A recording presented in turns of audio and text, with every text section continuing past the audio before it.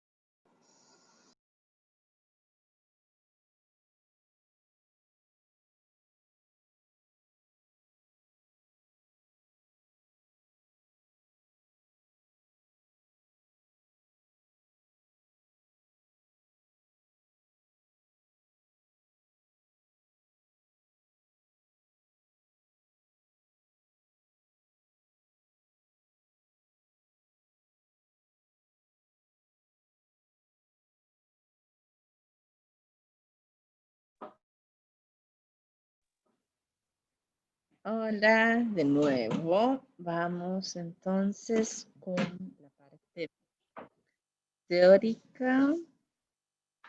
Bueno, que vamos a empezar con lo de investigación científica.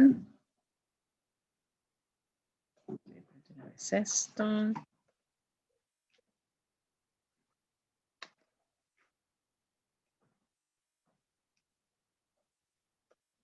Ya les voy a mostrar. Grupo 16. Aquí tengo las instrucciones para mostrárselas. Vamos a ver inicialmente un video. Es un video cortito de lo que es investigación científica.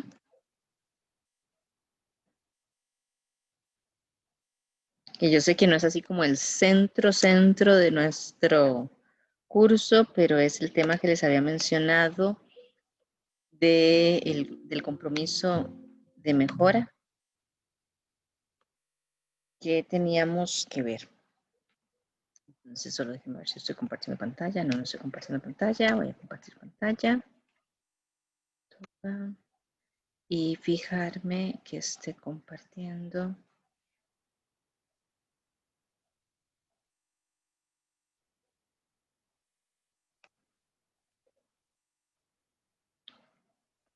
El sonido. Ay, ¿dónde veía eso?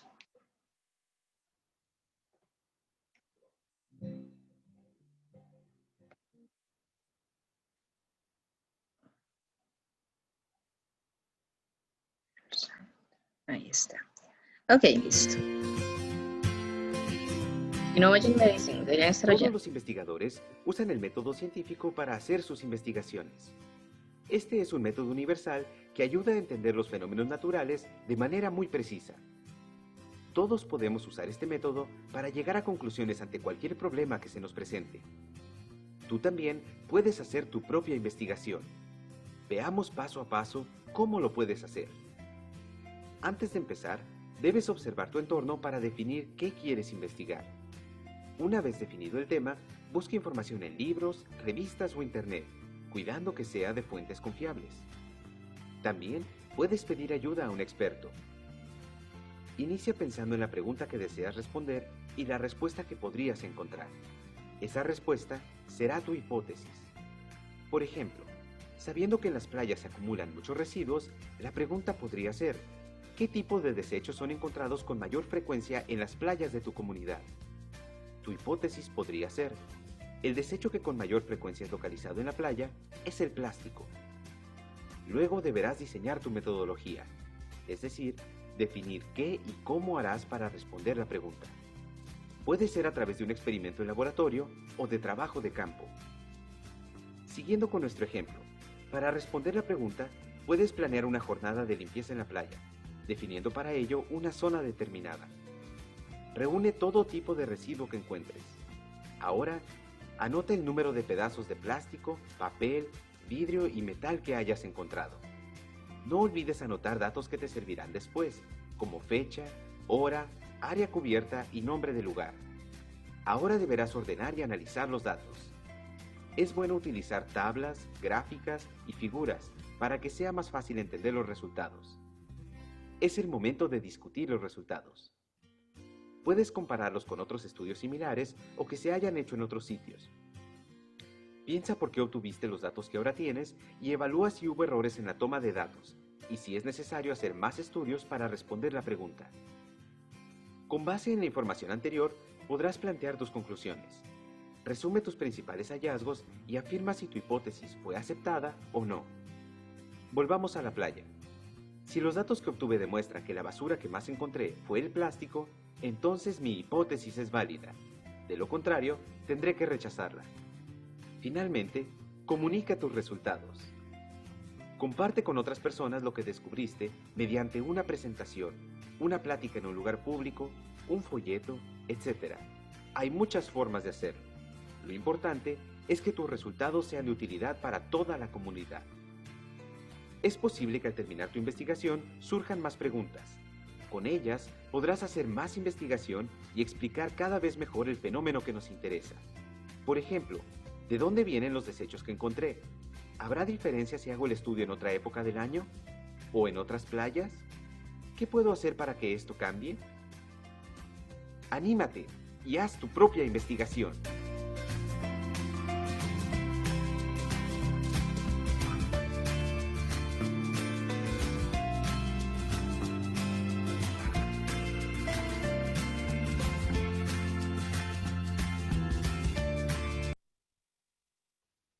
Ok, eso era, vean que era bastante sencillito, bastante específico.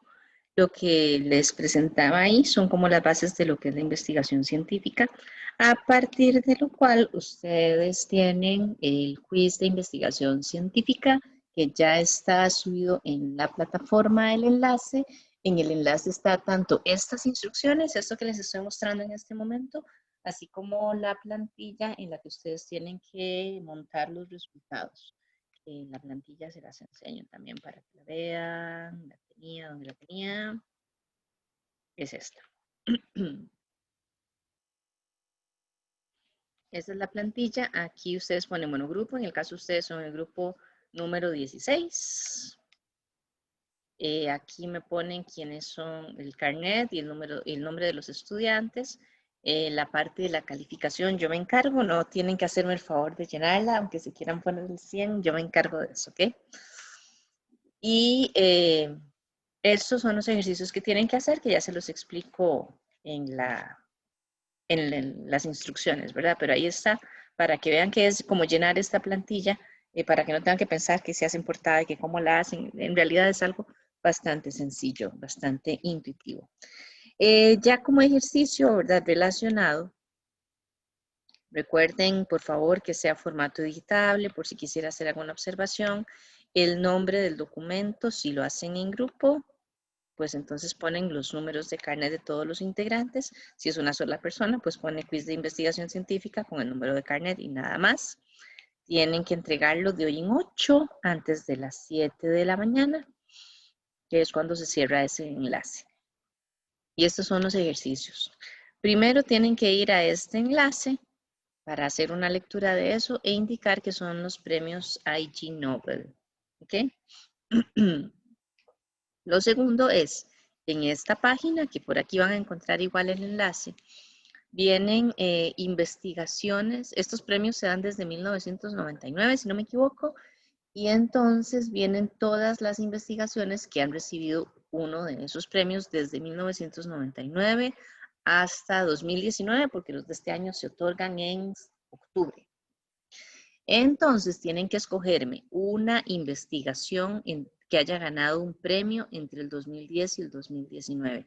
Sí necesito que verifiquen que la que ustedes escogen tienen acceso al documento resultante donde publican los resultados de la investigación para que después me contesten el ejercicio 3. Para la que ustedes escojan que tengan ese documento, me ponen, bueno, el área en que se hizo la investigación, todos los países involucrados, porque algunas de estas participan científicos de diversos países, el nombre de la investigación, el nombre de los investigadores, el año en que se hizo la investigación y el año en que obtuvo el premio. ¿Sí, José? Profe, disculpe, ¿Eso debe incluir citas textuales con norma APA? En las referencias las ponen aquí, no, solo ponen área de investigación, ahí viene el nombre. Países involucrados tal y tal y tal, el nombre de la investigación. Esto es nada más que lo obtengan y lo pongan ahí, no tiene que hacer con la referencia APA. Ok, y el documento en general sí tiene que tener un formato específico. El documento, ¿cuál documento? El que ustedes me presentan. Sí, digamos, o sea, la respuesta, el justificado, tipo de letra y todo eso. La plantilla que les acabo de enseñar, ¿la viste? Tiene, no importa, o sea, tiene que, ¿Qué es esta? si es que como a veces piden un tipo de letra, no sé, Times De New ahí, la Roman que o algo. está aquí como normal. Ah, bueno, ok, Sí, sí, perfecto. así, como el formato que está ahí. Gracias, profe. Ok. Y para la investigación que ustedes escogieron, que esto es lo que tiene más puntos, ¿verdad? Tienen que dar una revisada al documento que escogieron. Aquí, si alguien no vio el quiz de investigación científica porque se pegó tarde o ya había empezado algo así, aquí está el enlace para que lo puedan volver a ver. Y entonces tienen que decirme cuál fue la hipótesis de la investigación, que expliquen brevemente la metodología utilizada, ¿verdad? Lo que decía, ese método, de cuándo fueron, si fue que hicieron trabajo de campo o no, y la parte de qué resultados se obtuvieron, donde ahí tendrían que decirme si la hipótesis fue validada o fue rechazada y qué resultados adicionales eventualmente se obtuvieron de eso. Ese es el trabajo, como les digo, tienen una semana para hacerlo, lo entregan de hoy en 8 y puede ser hecho en grupos. ¿Alguna pregunta, duda, comentario? ¿No? Ok, voy a cerrar acá entonces. Y vamos a continuar. Estábamos con el tema de infraestructura tecnológica, que si mal no recuerdo, hemos quedado en la parte de plataformas de hardware. Solo déjeme sacar aquí para tener a mano.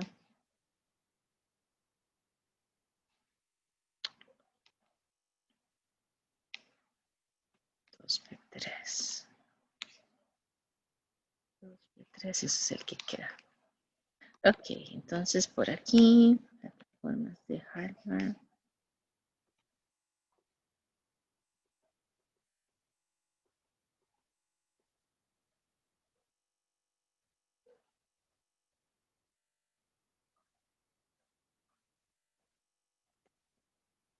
Vamos por aquí más bien. Entonces, sí, este era, porque la última presentación que hicimos fue la del tema 2B2, ay, que era el marco de referencia COVID, así que vamos, 2B3.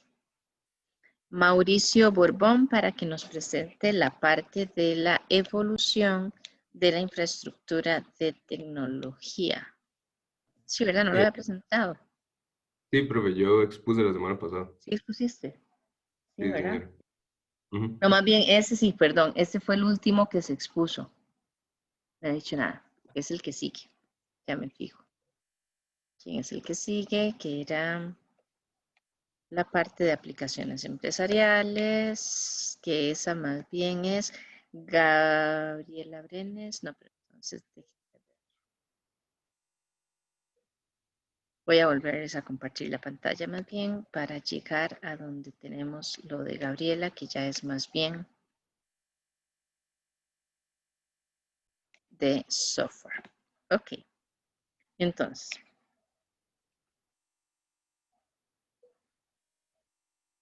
La parte de plataformas de hardware, bueno, como hemos visto en los componentes de tecnología, de lo que es la infraestructura tecnológica, que era todo esto, teníamos cada una de estas partes. Hardware, sistemas operativos, aplicaciones, telecomunicaciones, consultoría e integración, almacenamiento de datos y las plataformas de Internet.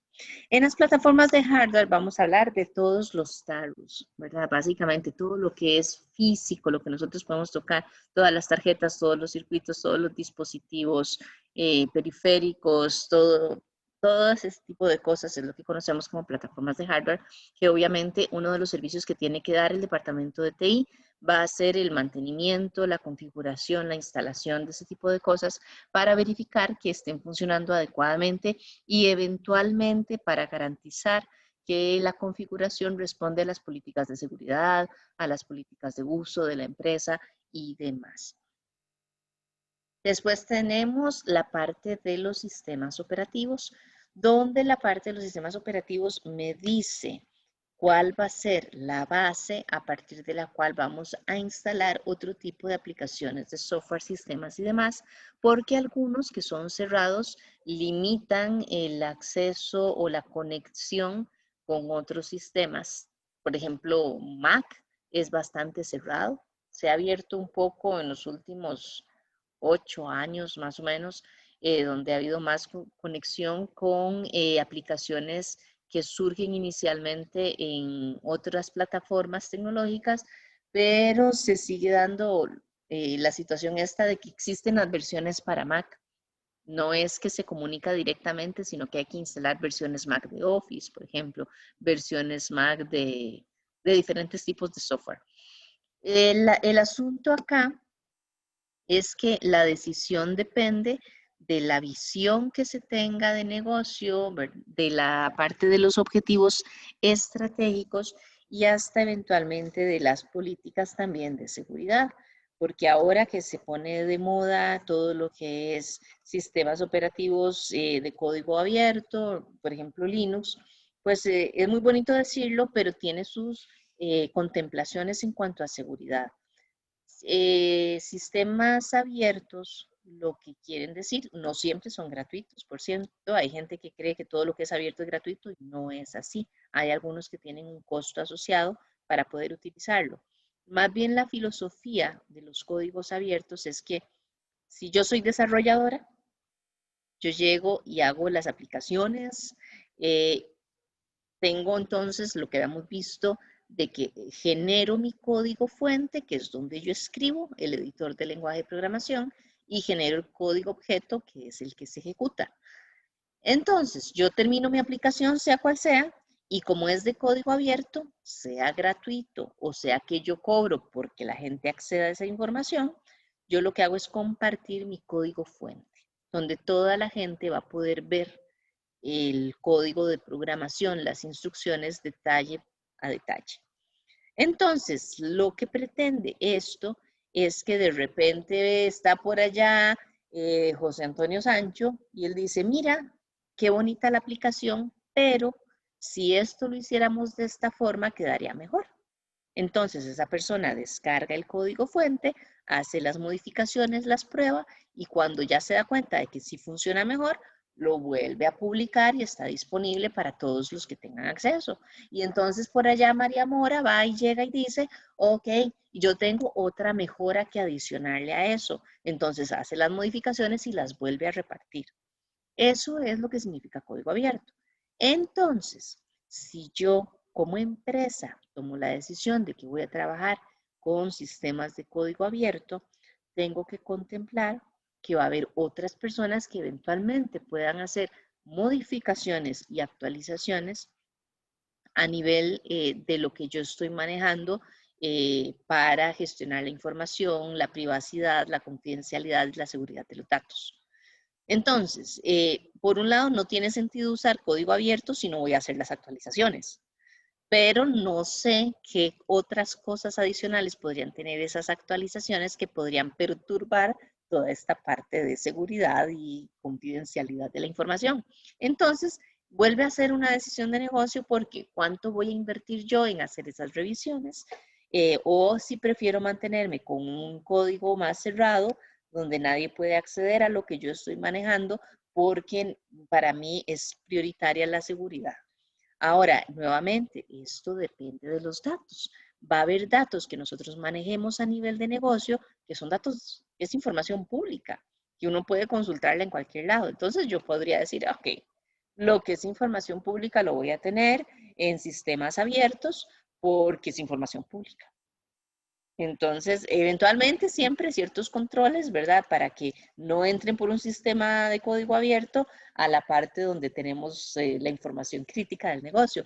Pero es muy diferente a que yo diga la información crítica la voy a manejar ahí. Yo podría tener diferentes servidores con diferentes tipos de sistemas operativos para proteger cada uno de los tipos de información. Entonces, por ahí es por donde tiene que estar la decisión de negocio. Como les he dicho antes, no es que ustedes van a llegar a configurar los servidores, ni mucho menos, pero sí que entiendan que existen esos riesgos, porque nuevamente les digo, el problema con los riesgos no es que existan, es que yo no los haya identificado o que no los haya gestionado. A partir de eso, después podemos instalar aplicaciones de software, sistemas de información, aplicaciones ofimáticas, este tipo de aplicaciones empresariales que se gestionan a través de varios procesos diferentes del negocio. Y para esto es para lo que Gabriela, creo que fue la que dije, sí, Gabriela Brenes nos va a compartir entonces lo que ella investigó.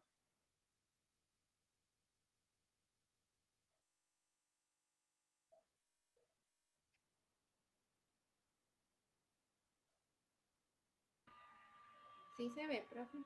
Sí, sí, se está viendo.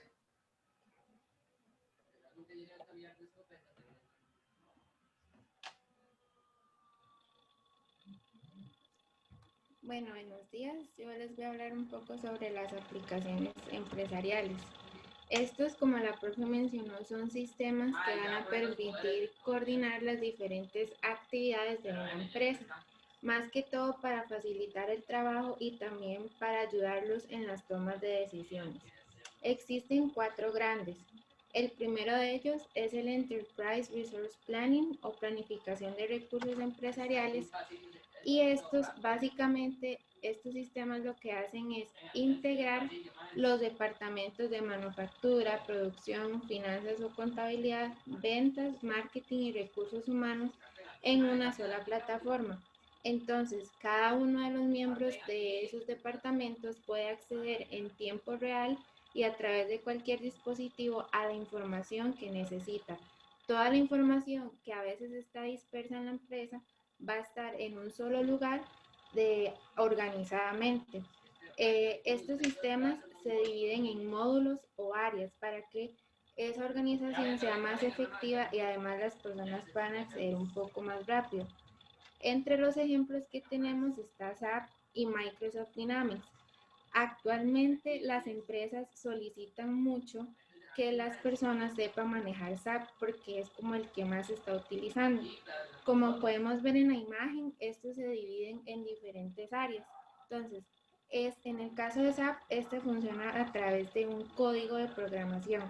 Entonces, cada vez que una persona va a entrar a ese módulo, digita el código de su área y se le despliegan todas las funciones y de ahí ya selecciona el área al que él desea ingresar. Seguido a esto tenemos el Customer Relationship Management.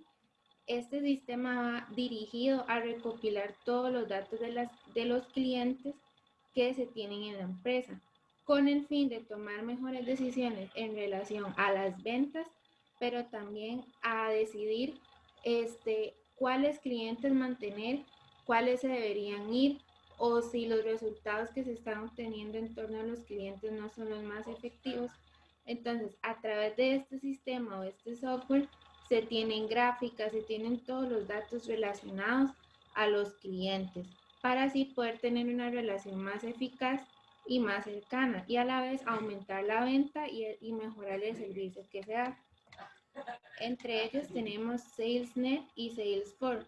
En el caso de Salesforce está el ejemplo aquí donde vemos las gráficas que se tienen, dan las cantidades, si hay incrementos, si hay una disminución. Entonces, esto permite a la empresa tener un contacto mucho más cercano con el cliente. Como lo vimos también en uno de los ejemplos de los videos que la profe dejó, en el caso del CRM que utilizaba una de las cooperativas, que ellos son en la nube. Luego tenemos el Supply Change Management. Estos se encargan más que todo de la distribución y de la relación con los proveedores. Entonces, hay empresas que dan este servicio en la nube y hay otras que son plataformas. Entonces, a través de esas plataformas se va a generar lo que es el plan de distribución, de entrega, de recepción de todos los pedidos que se tienen para que esa cadena de suministro trabaje de forma eficiente y además se consideran sistemas interorganizacionales porque recopila la información tanto de la empresa con la, digamos, donde está el servicio, pero también de las otras empresas con las que se tiene relación, para así poder tener todos los datos en un solo lugar. Y por último tenemos el Knowledge Management System, que ellos recolectan todo el conocimiento, experiencia o repositorios de conocimiento. Es decir, todos los documentos que permitan a la empresa tener el conocimiento de cómo ha ido siendo su proceso, ya sean presentaciones, informes, videos, todo eso que les permita tener la información necesaria para poder actuar en el momento adecuado. Entonces, este sistema básicamente va a ser una gran base de datos que va a enlazar a diferentes fuentes de información, ya sean internas o externas, y además permite preservar ese conocimiento y luego incorporarlo en la cultura de la organización. Y eso sería. Gracias. Ok, y efectivamente, pues esas son algunas de las prácticas que se toman en la actualidad para gestionar todos los recursos y para mejorar la parte en la que la tecnología tiene que apoyar las estrategias del negocio. Ya sea que vayan cambiándose hacia el enfoque en el cliente, ya sea que vaya cambiándose hacia la parte de mejorar los procesos, que es lo que nos permite hacer esto del conocimiento, ya sea enfocándose a la parte de hacer una optimización de todos los recursos, donde se tienen controlados toda la información, todas las transacciones y se hacen las relaciones entre las diferentes partes de la organización. Esto es lo que trata de proveerse entonces a partir del uso de este tipo de aplicaciones. Ahora, después tenemos también la parte de administración y almacenamiento de los datos.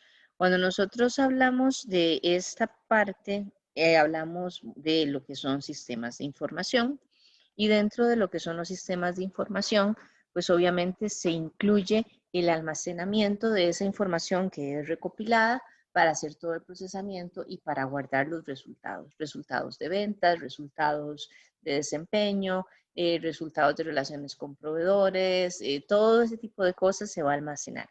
La forma en la que nosotros trabajemos eso también debería estar de acuerdo, alineado con la parte de la estrategia, de hacia dónde queremos movernos.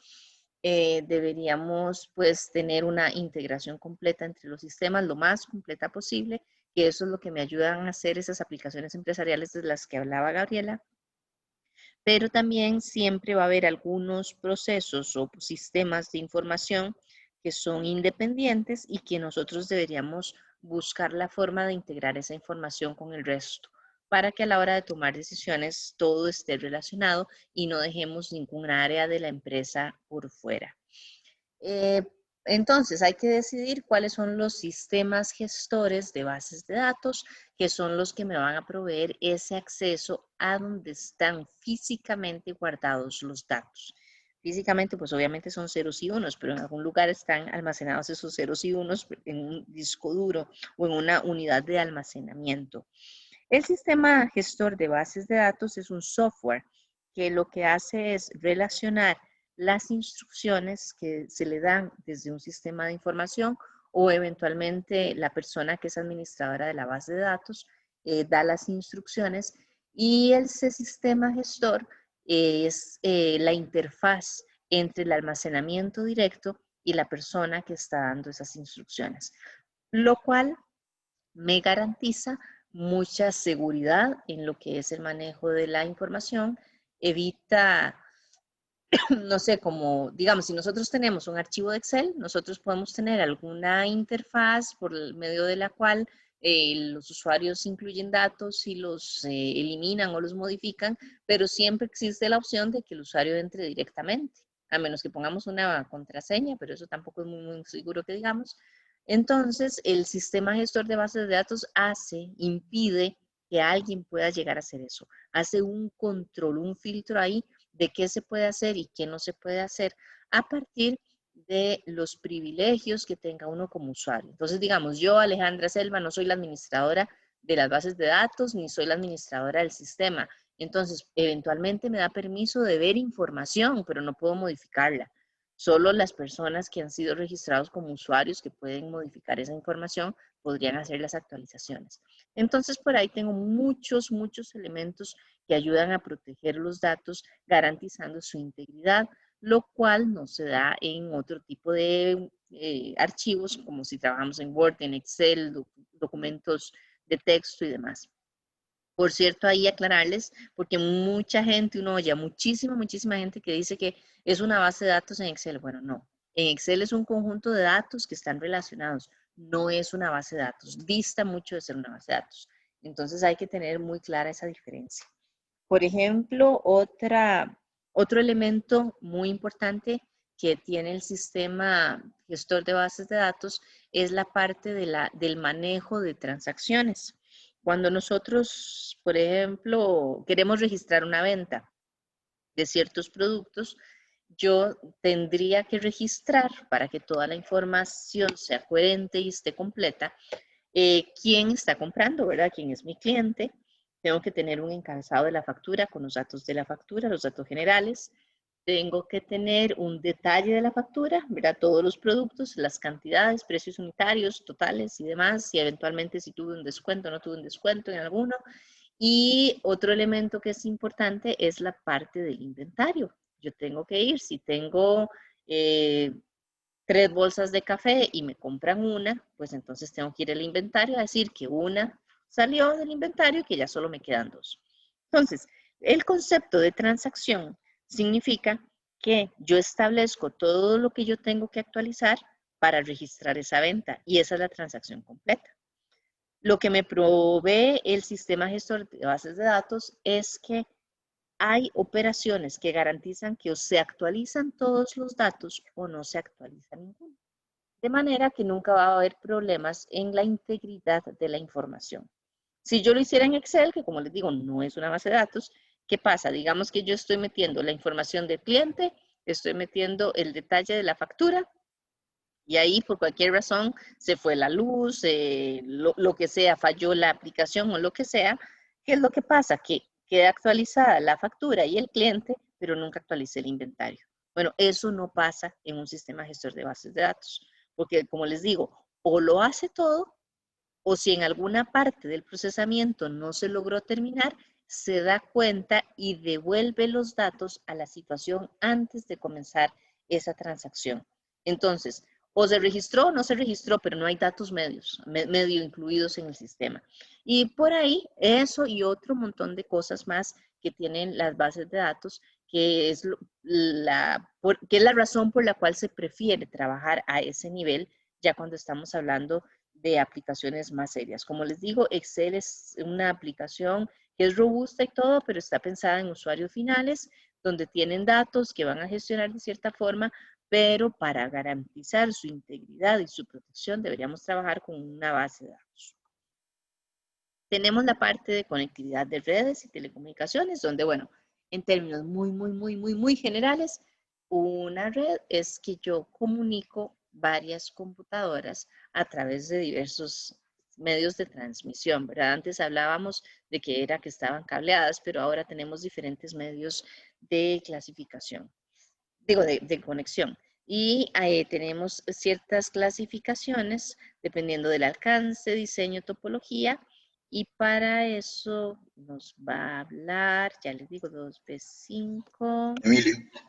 Emilio, sí. Muchas gracias, Emilio. Ya puedes compartir. Ok, un momentito.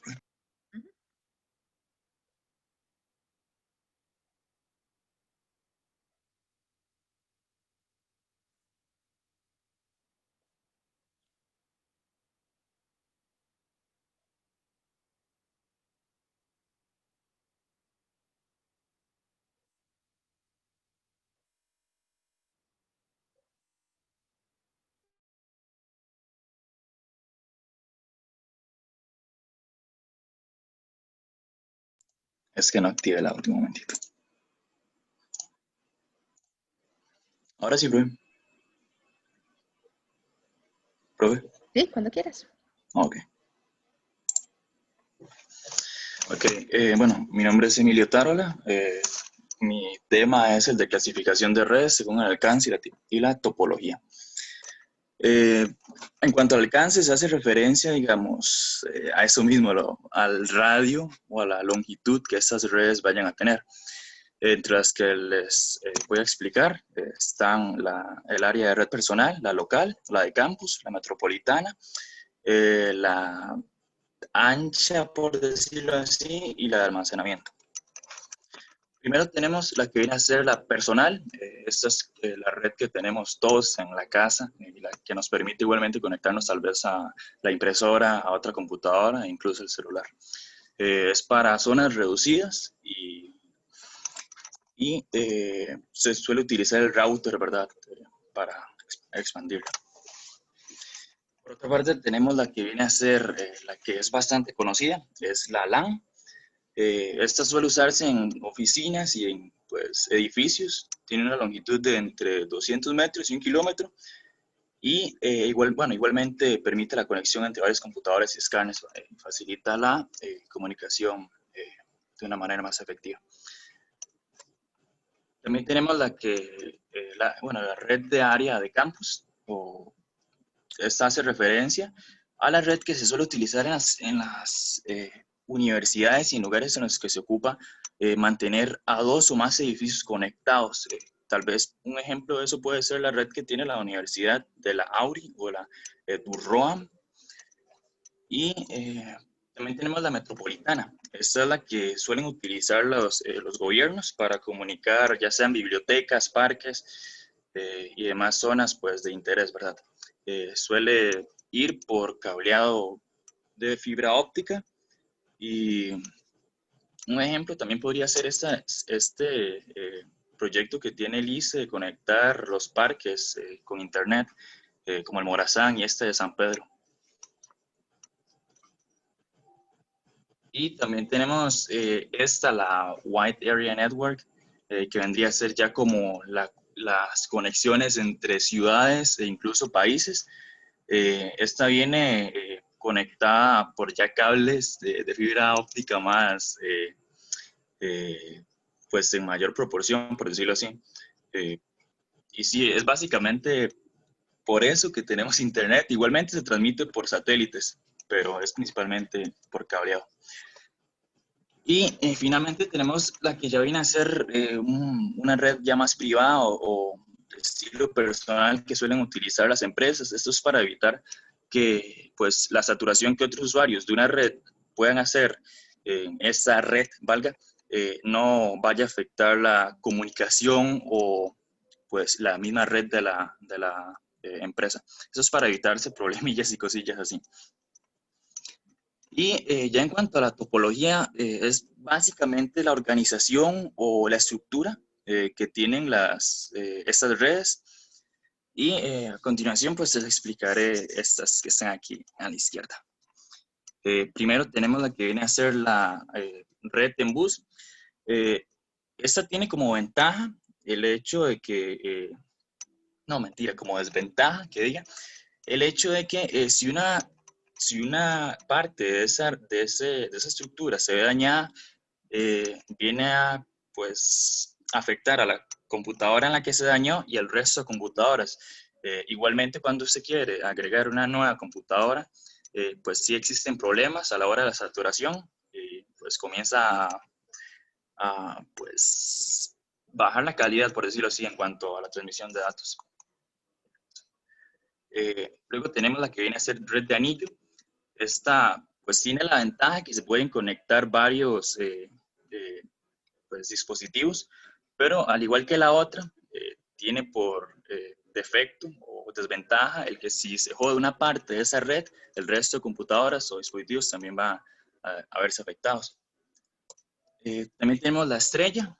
Esta pues tiene por ventaja, por decirlo así, que solo encuentra o solo posee una única computadora central Entonces el resto depende de este. Ese es como el hub principal. También tenemos la red de estrella extendida. Esta es como la anterior, pero el asunto es que en las ¿cómo les puedo decir? A partir de la principal, las otras computadoras también pueden ser como el centro de distribución, por decirlo así. También está la de árbol. El asunto es que requiere mucho cableado y pues sí, el costo es bastante alto, igualmente el mantenimiento. Pero la ventaja es que sí posee un punto o un hub central. Y finalmente tenemos la red de malla. Aparte de la información que se presenta en la pantalla, pues esa tiene por desventaja igualmente el cableado, que es bastante alto. Bueno, en gran cantidad y genera un costo bastante alto. E igualmente, pues a la hora del mantenimiento. Esta no presenta así como desventajas al momento de pues dañarse una parte de la red. Y de mi parte sería eso. Muchas gracias. Ok. Ahí, por un lado, decirles, esta parte, el medio de transmisión, el cable, es lo que se conoce como el bus de datos. El bus de datos es, bueno, a términos muy generales, yo puedo decirles que si ustedes quieren mandar un documento, se lo van a mandar a alguien, el documento no se manda entero, sino que se va dividiendo como en paquetes más pequeños, dependiendo ya de las características de cada una de las redes. Y lo que se hace es que se pone en el bus de datos, en ese, sea cableado, sea lo que sea, para lograr el envío. Entonces, asociado a lo que nos exponía, ¿a quién era? Emilio. Perdón, Emilio, yo estaba, pero no era Tranquila, pues. Esteban, Emilio. Con base en lo que nos decía Emilio, también tendríamos que considerar estas cosas porque el nivel de seguridad que va a tener un tipo de red por su topología también va a impactar en nuestras comunicaciones. Si yo tengo en el caso del que él puso primero, el que es en línea o el que se dice con una topología de bus, resulta que hay un único bus de datos donde todas las computadoras se pegan a él. Tal como él dijo, si ese bus se daña, no hay comunicación para nadie. Pero lo que se hace con esa metodología es, por decirlo así, yo llego y pongo mi paquete en el bus y entonces todas las computadoras se fijan. Es como que estuvieran asomados por la ventana, es decir, en una casa, se fijan que va un paquete. Todo el mundo se da cuenta de que hay un paquete y en buena teoría solo la persona, la receptora, es la que toma el paquete, lo puede abrir, lo puede armar y volver a construir todos los paquetes para tener el documento que yo estaba mandando inicialmente. Entonces, el hecho de que otras personas puedan estar viendo que se están mandando paquetes, eventualmente podría ser que alguien tome un paquete que no está dirigido a esa persona, sino que yo llegue, lo vea, lo lea, eventualmente lo copie y lo vuelva a dejar ahí para que el receptor lo reciba. Entonces, por ahí hay consideraciones de seguridad que tengo que tener. Es más segura, digamos, la que es el modelo estrella, porque yo tengo el servidor de correo, que es el que manda directamente a cada uno de los destinatarios el paquete, entonces evito ese peligro de que alguien más pueda darse cuenta de que el paquete está ahí en el bus y que pueda tomarlo, copiarlo y que nadie más se dé cuenta, eventualmente alterarlo. Pero, nuevamente, son consideraciones de seguridad. Hay que validar varias cosas, como les mencioné antes también, y si la información que se está mandando por ese medio específico es información pública, ¿de qué más da? No debería alguien más agarrarlo, pero igual es información pública, no tengo ningún problema. Que no es lo mismo que si estamos mandando estrategias de la empresa, proyectos de innovación tecnológica o de una patente o algo así, donde yo tendría que tener eso muy protegido para que alguien no me vaya a robar la idea, la vaya a implantar, a desarrollar antes que yo y más bien se quede con patentes y con todas las ganancias de lo que ya yo había diseñado y planificado previamente. Entonces, esa importancia es la que quiero recalcar aquí, de que ustedes también cuando decidan, se tomen decisiones o cuando les expliquen, mire, las redes que tenemos aquí y aquí son de este tipo, que ustedes digan, bueno, este tipo de información necesita más seguridad. Entonces, bueno, ¿qué tipo de seguridad le puede usted añadir a esa topología de red? Entonces, es tenerlo muy claro de que son cosas que hay que considerar. Aquí el problema se da cuando o no se sabe de qué le están hablando y no se consideran todos estos elementos adicionales, o cuando se conocen los elementos adicionales pero no se hace nada al respecto. Entonces, por ahí, siempre que vayan a tomar ese tipo de decisiones de cómo se van a transmitir, qué tipo de datos, piensen muy bien. Si ustedes me dicen, bueno, tenemos una topología en bus, pero resulta que todos los mensajes están cifrados bajo un método de cifrado que es muy especializado, bueno, entonces tal vez no hay tanto problema. Pero si se van los datos así libres, pues entonces sí. Entonces, la idea de esto, como les decía antes, es que ustedes conozcan lo que tienen y puedan tomar buenas decisiones para manejar toda la información, en este caso, a través de las redes de la empresa. Ahora pasamos, ¿verdad?, con la parte de plataformas de Internet, que básicamente lo que tenemos por aquí es todo el conjunto de sistemas a partir de los cuales podemos hacer comunicaciones mediante el uso de Internet. Así valga la redundancia, eso es lo que queremos decir. Existen formas en las que se hacen los direccionamientos de cada uno de los sitios. Pero bueno, primero dejemos, ya les digo, a ver quién le toca esto y después cualquier cosa, ahí les comento algo. Si fuera el caso, tenemos a Melanie Navarro, porfa, para que me compartas el trabajo que hiciste. Melanie, ajá.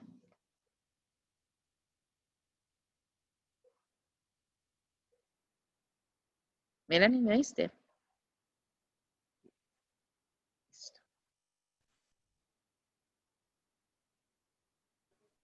Sí, profe, ya voy. Es que... Sí, tranquilo.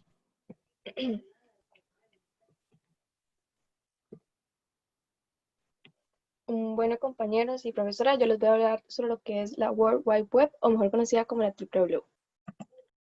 Bueno, ¿qué es? Este es un sistema de distribución de documentos que está en hipertexto o hipermedia, los cuales están interconectados entre sí y con los cuales se puede acceder por medio de lo que es el Internet, ya sea con un navegador web, un usuario de visitación de sitios web compuesto de páginas web que pueden contener ya sean textos, imágenes, videos y entre otros contenidos. ¿El cómo funciona? Bueno, aquí les traje un video muy breve, el cual nos va a explicar. ¿Sabes cómo funciona la World Wide Web? Mandar un correo electrónico por Internet es similar a mandar un telegrama. Antes, cuando se enviaba un telegrama, los operadores se comunicaban entre sí en código Morse y el último operador transformaba el código en letras. De manera semejante, tu computadora envía el correo en forma de números binarios, es decir, 1 y 0. Estos números llegan primero a los servidores de tu proveedor de Internet junto con la información del destinatario y del emisor, para ser enviados inmediatamente al servidor donde está conectado tu destinatario. Los servidores son computadoras capaces de guardar e intercambiar gran cantidad de datos con otros servidores del mundo. ¡Y listo! Al entrar a su cuenta de correo, el destinatario puede ver un nuevo mensaje. Bueno, ahí nos menciona cómo funciona con el ejemplo de un correo, el cual ese correo se crea números binarios y va hasta el servidor para que este llegue, bueno, pueda transmitirlo hasta el receptor. Y bueno, continuando, les voy a hablar sobre lo que es el direccionamiento. ¿Qué es? Bueno, esto es un acceso o un elemento para leer o modificar el contenido de una célula de memoria o establecer una vía de transmisión de informaciones entre dos unidades de una computadora. Bueno, el direccionamiento tiene muchos tipos. Está el implícito, el inmediato, directo, indirecto, de registro y entre otros. Bueno, aproximadamente yo llegué a encontrar como unos 17, pero bueno, ya por el tiempo, tal vez en otro momento se hablen. Y bueno, continuando, les voy a hablar sobre lo que son los protocolos de transferencia de hipertexto, o mejor conocido como el HTTP. Bueno, eso es un protocolo de comunicación que permite la transferencia de información por la WWW. Esto es un protocolo sin estado. ¿Qué nos quiere decir que es sin estado? Nos dice que no guarda la información. Por eso es que muchas de las páginas web nos solicitan lo que es las cookies, ya que las cookies sí almacenan la información. Y bueno, continuando, los mensajes del HTTP son un texto plano, lo que le hace más legible y fácil de limpiar. En otros términos, bueno, a lo que yo interpreté, es más fácil de hackear también. Y bueno, ¿cómo funciona? Eso funciona con 4 pasos, que es la conexión, la solicitud, respuesta y luego la desconexión. Por último, les voy a hablar sobre lo que es el protocolo seguro de transferencia de hipertexto, o mejor conocido como el HTTPS. Bueno, esto es básicamente lo mismo que el HTTP, ya que está basado en S. A diferencia de esto, es que el HTTPS es mucho más seguro, o sea, es como, bueno, es más seguro, es como una versión como más alta. Bueno, ya que esta utiliza lo que son los textos de SSL o TSL, que si mal no me equivoco era el seguro de caja de transferencia. Esto para crear un canal que esté un poco más cifrado y no se pueda hacer lo que es el tráfico de información, ya que como muchos saben, ahorita lo que es el internet se ha vuelto muy desconfiable, o sea, hay mucha información que no es verídica, por lo tanto, lo que es el HTTP hace que esa información sea más difícil de hackear y las páginas que utilicen estos protocolos sean mucho más confiables. Y bueno, profesora y compañeros, eso sería todo de mi parte y nada más. Ok, por ahí, evidentemente, bueno, estas comunicaciones lo que hacen es almacenar ese número de dirección de cada una de las computadoras para poder enviar y recibir datos, paquetes de cada una de ellas. Existe lo que se llama el DNS, que es el servidor de dominio de nombres, donde se almacenan todos los nombres con todos los sobrenombres, podríamos decirle, que nosotros les ponemos. Para la computadora siempre van a ser números binarios, eventualmente se pueden expresar como números hexadecimales, los nombres de cada una de las computadoras donde se están registrados los sitios y la información. Para nosotros es el www.ucr.ac.cr, porque es más fácil de recordar. Lo que se hace entonces es que uno pone ese nombre, se busca en el dominio de nombres, ahí se hace la relación con el código numérico relacionado con ese dominio y entonces se hace la comunicación directamente a esa posición de computadora dentro de la red. Y esa es la forma en la que se trabaja la www para acceder a los diferentes tipos. Evidentemente, tal como decía Melanie, las conexiones más seguras, los sitios más seguros son los que son HTTPS, porque tienen ese cifrado de los datos, que era lo que yo les mencionaba antes. Al cifrar los datos, yo puedo garantizar que salen datos del destino. Bueno, no puedo garantizar al 100%, bueno, más bien no hay nada que sea infalible ante los ataques que quieren hacer los delincuentes. Sin embargo, es muchísimo más seguro, es más difícil que se cambien los contenidos y entonces, pues son conexiones confiables donde nosotros sí podríamos, por ejemplo, poner números de tarjetas para hacer compras, podemos poner cierta información que es más privada, que no queremos que se ande divulgando en diversos lugares. Eso es de lo que trata esta parte de la seguridad y del envío de toda esta información a través de Internet. Después de esto, tenemos la parte de consultoría e integradores de sistemas. Como les he mencionado en todo esto, hay muchas entonces plataformas de hardware, de sistemas operativos, de aplicaciones empresariales y demás que uno puede escoger cómo las va a trabajar. Es mentira, hay empresas que lo hacen, pero con la cantidad de, bueno, el nivel de globalización que tenemos y la cantidad de proveedores que podemos encontrar ahora en el mercado, es muy difícil que una empresa se case con un único proveedor para todo lo que necesita. Además de que usualmente los proveedores más bien se especializan en ciertas cosas en vez de ser todólogos. De manera que nosotros necesitamos ver cuando tomamos decisiones de cómo integrar cada uno de los componentes de la infraestructura, quién nos puede ayudar a hacer la mejor configuración posible para que todo funcione de la manera en la que nosotros esperábamos.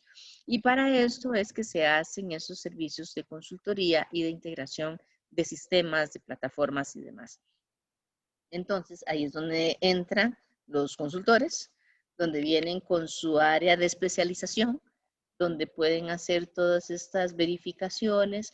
Evidentemente, antes de pagar por cualquiera de estas plataformas, pues nosotros deberíamos verificar que se pueda hacer una integración adecuada, y ya cuando se tiene el producto, pues entonces es cuando trabajamos en esta parte de verificar cómo se van a hacer todos los enlaces para trabajar de la mejor forma. Y por eso es que es indispensable contar con esto, porque si nosotros solo compramos a veces la aplicación y tratamos de hacerlo todos nosotros, puede ser que hagamos una configuración adecuada, pero que no sea la óptima para las características de nuestra empresa. Entonces, por ahí viene esto. Muchas aplicaciones y plataformas, de todas formas, incluyen dentro de la venta que están realizando la parte de consultoría hasta cierta cantidad de horas o para establecer ciertos módulos. Ahí va a haber ciertas especificaciones, pero precisamente lo que procuran es esta buena integración. Dentro de lo que es toda la infraestructura, hemos hablado de que hay tendencias cuando hablamos de la parte de transformación digital, qué es lo que viene, cómo voy yo a hacer los cambios, pues depende de todo lo que hay en el mercado disponible, y a partir de eso yo tengo que decidir cómo voy a ir trabajando cada una de las plataformas. Entonces, tenemos que ir viendo estos elementos para poder ir decidiendo los cambios y cómo la tecnología puede soportar ese tipo de cambios. Este tema de plataformas digitales móviles me lo expone Marisol Guadamuz. Marisol, ¿estás por ahí? Hola, profe. Ok, ¿Se escucha? Sí, ya dejo de compartir, listo. Okay. Un momento. ¿Se ve bien? Sí. Ok, perfecto.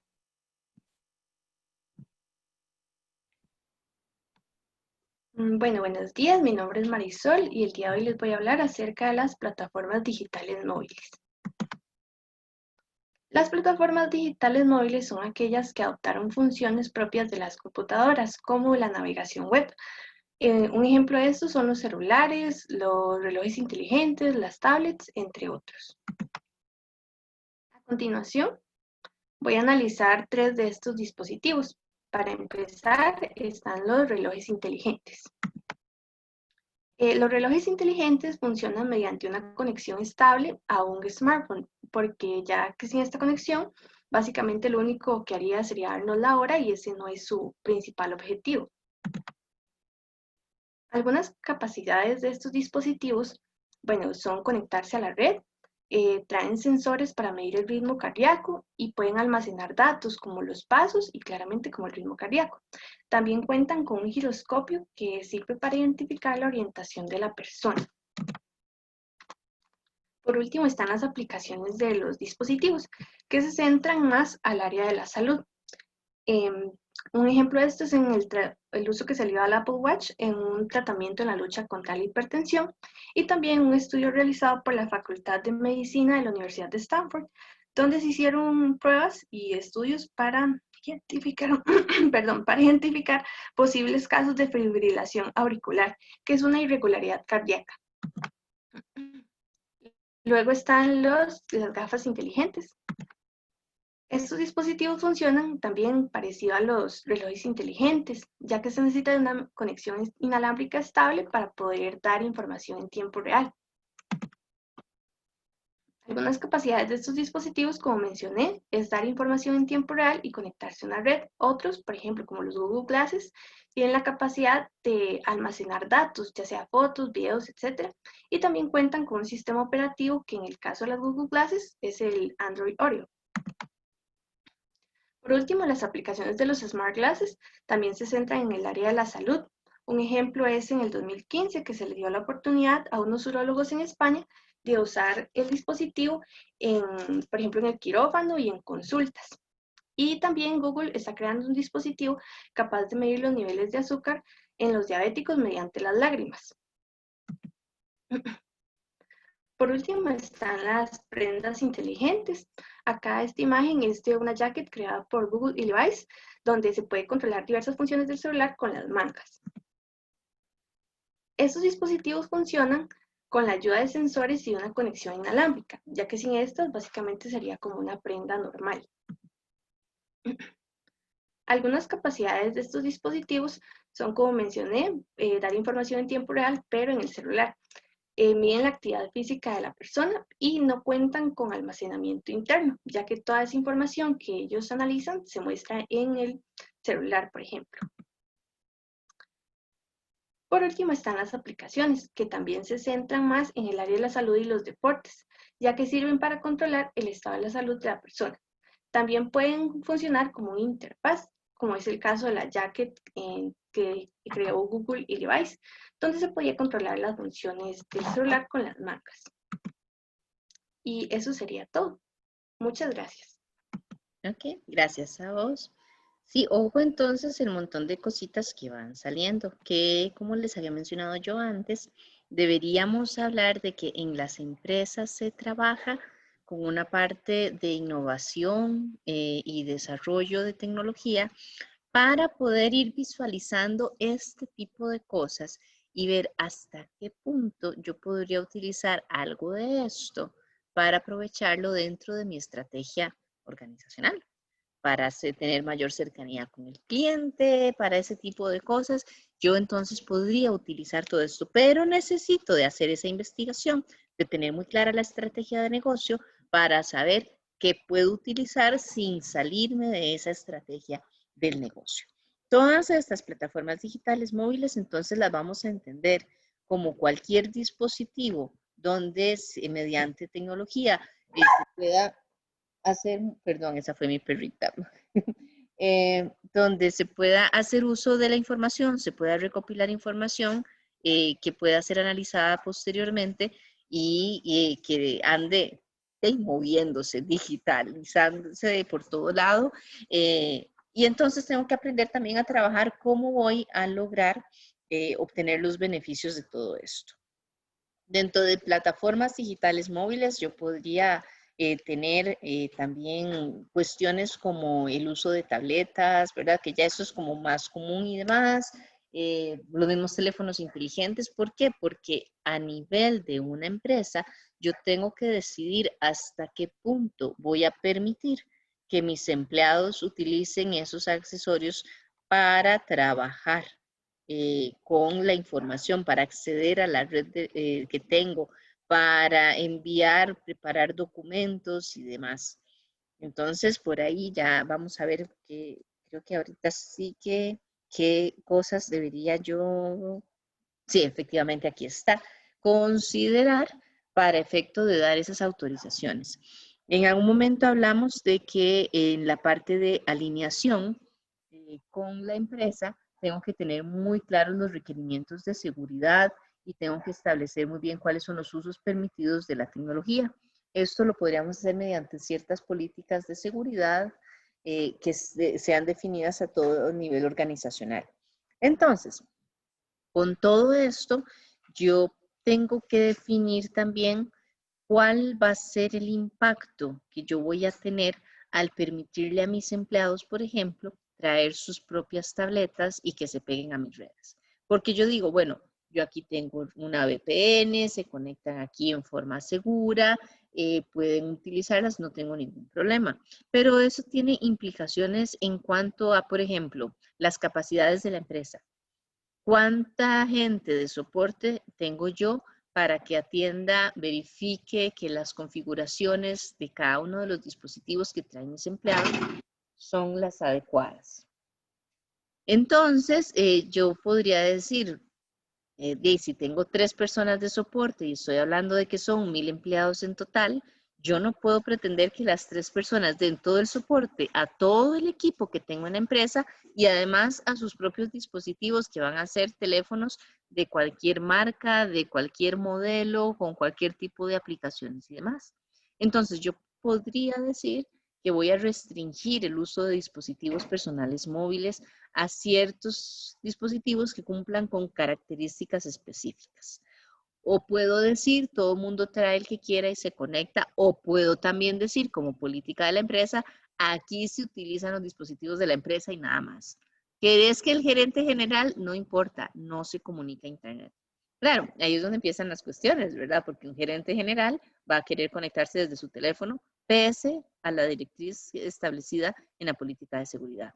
Pero lo que tengo que tener muy claro es entonces cómo voy a gestionar cada una de esas solicitudes para no poner en riesgo la información de la empresa. ¿Ok? Y pues todo esto tiene que estar nuevamente alineado con cuáles son los objetivos, tanto operativos como estratégicos, que puedan darse desde las altas direcciones de una compañía. Tengo la parte, bueno, de código abierto, que esto se los adelanté un poquito antes, donde hay algunos software, algunos programas que son gratuitos, que pueden ser modificados. Como les digo, hay otros que sí son de cobro. Ya eso uno lo ve más, donde lo que hace la gente es que paga una tarifa por tener acceso a los códigos fuente para poder hacer las modificaciones que necesiten. Y entonces a partir de eso, pues se puede trabajar, hacer las mejoras, hacer las actualizaciones, tal y como se vaya necesitando. Hay algunos problemas, como les digo, que hay que considerar sin esto, de cuántas versiones, cuántas actualizaciones están haciendo, si esas actualizaciones eventualmente podrían perjudicar la forma en la que yo lo estoy trabajando en la empresa. Y por eso es que, de nuevo, hay que pensar muy bien antes de tomar la decisión. No es solo porque es la moda. Y yo no sé si ustedes lo han oído, pero yo soy con mucha gente que sí, que Microsoft, que esa compañía, que es un monopolio, que sí, no es que sea mentira, es un monopolio porque casi todo el mundo tiene que alinearse a lo que ellos decidan. Pero lo que digo es que digo, yo no lo voy a usar porque a mí me cae mal porque están ganando mucha plata. Bueno, está bien, es su decisión. Váyase con código abierto, pero tome las precauciones del caso. Por la razón que sea, que no quiera utilizar software que sea cerrado, tome las precauciones del caso, tome una decisión bien informada, bien acertada con respecto a los requerimientos que tiene el negocio y no dejarse llevar porque me caen mal, porque cobran mucho dinero. No, ese tipo de cosas no. Ni tampoco dejarse llevar porque es la moda y me caen súper bien, tampoco. Todo tiene que ser algo muy bien pensado, con un muy buen razonamiento de por qué estamos tratando de hacerlo. Obviamente en este tipo de software, ¿verdad? Son mucho más baratos, se reducen los costos, aumenta la confiabilidad. ¿Por qué lo dicen? Porque hay mucha gente trabajando en esas mejoras. Entonces se hacen pruebas y se hacen análisis desde muchos enfoques de vista diferentes.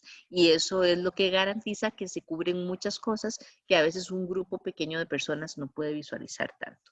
Pero nuevamente, ¿verdad? La parte de la integración es fundamental, la parte de seguridad, de protección de la información es fundamental y ahí es donde tenemos que analizar todo lo que tenemos a mano. Software también de desarrollo web, la tendencia va para utilizar Java, que es un lenguaje de programación desde ya las finales de los 80, principios de los 90, es que se comenzó con toda esta tendencia de hacer programación orientada en objetos, que para efectos de programación es mucho más versátil, pues se puede trabajar con objetos que tienen comportamientos específicos, entonces no hay como que hacer toda la programación desde cero, sino que ya vienen ciertos procesos, eventos, métodos predefinidos que nosotros podemos utilizar. Por cierto, Visual Basic, trabajamos con objetos, vamos a programar con objetos. Y se utilizan este Java para aplicaciones en la web que me utilizan los protocolos estos de HTML, lenguaje de marcado de hipertexto y HTML5, que además del texto, donde el texto hace referencias a ciertos otros lugares o ciertas referencias, además el que termina en 5, yo puedo incluir las imágenes, que era lo que les había mencionado antes de los datos no estructurados. Entonces tengo más posibilidad para recolectar diversos tipos de datos para después poder análisis a nivel interno en la empresa. Tengo también, es otra tendencia que está cobrando muchísima fuerza porque da muy buenos resultados, que es la arquitectura orientada a servicios. Yo a nivel de la empresa, en vez de estar tratando de desarrollar software muy específico en funciones detalladas de la empresa, trato de hacer el análisis desde el punto de vista de procesos y el servicio que tengo que otorgar como tecnología para soportar ese tipo de procesos. Todo el servicio en sí yo lo establezco, hago un diseño de todo el servicio completo y entonces el software se hace a partir de los requerimientos del servicio en vez de pensar en una funcionalidad específica. Usualmente usan estándares abiertos porque eso es algo que desarrollan ciertas empresas para vender los servicios. Entonces, como son servicios, son un poquito más genéricos, no son específicos de una empresa, pero entonces al hacerlo con estándares abiertos, sistemas operativos abiertos, lenguajes abiertos y demás, me garantizan una mejor integración con otros tipos de software que no son tan cerrados. Obviamente, pues hay que hacer los ajustes de infraestructura en cada uno de los casos y como les decía antes, bueno, lo del servicio, que se va haciendo a cómo debería ser entregado el servicio a nivel de todo lo que es el sector industrial y los requerimientos que plantea para sus clientes. José, ¿tiene una pregunta? Sí, profe, es que no sé si estaba compartiendo pantalla, es que desde hace rato no está Eso compartiendo. le iba a decir, profe, Ay, también. sí, me tenía que decir. Y yo hable, que claro, se me fue. Ya se las comparto. Ok. Aquí teníamos. Estábamos ahí, bueno, consumerización. BIOT, o BIOT, yo no sé cómo se debería pronunciar. Hay gente que dice una forma y otra gente dice otra. Eso significa bring your own device. Traigan sus propios dispositivos, que es la política que les mencionaba, de si uno va a permitir que sus empleados trabajen con dispositivos personales o si uno va a preferir que utilicen los dispositivos empresariales. Por acá lo que les dije de Linux, software de código abierto, por acá desarrollo web, por acá estábamos en este punto de la arquitectura orientada a servicios. Después tenemos la parte también de outsourcing de software, que con todo esto de la nube, de tantas compañías, con tanto software ahí disponible, pues las empresas empiezan a